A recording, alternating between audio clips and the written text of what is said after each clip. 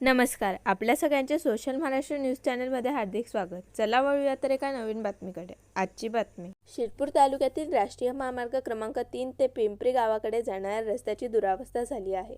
तर पिंपरी गावात येणाऱ्या चहूबाजूंच्या रस्त्याची दयनीय अवस्था झाली आहे. शिरपूर टोलनाका वाचवण्यासाठी महामार्ग क्रमांक 3 ते पिंपरी गावात जाणाऱ्या रस्त्याचा बायपास म्हणून उपयोग करण्यात येतो.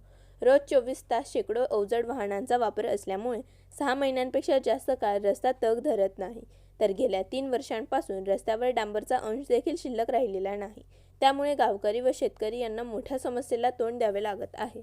महामार्ग क्रमांक 3 ते पिंपरी गावाकडे जाणाऱ्या रस्त्याची दुरावस्था आहे.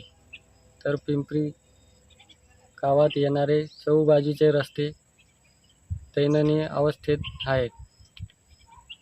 तर गावकरी व शेतकरी यांच्या दळणवळणासाठी मुख्य हा रस्ता आहे. गेल्या 3 वर्षापासून केळी, पपई, ऊस या पिकांच्या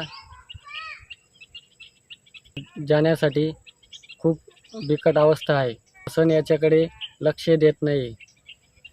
आम्हाला केळी व पपई व ऊसासाठी माल व्यापाऱ्यांना घेऊन जाण्यासाठी 2 किलोमीटर अंतरावर ट्रॅक्टर व पिकअप या साहाय्याने माल आम्हाला तिथं पोच करावा लागतो आहे. त्याच्यासाठी शेतकऱ्याला असेल किंवा गावकऱ्याला असेल तिप्पट मजुरी लागते व तो व्यापाऱ्यापर्यंत तो माल पोच करतो.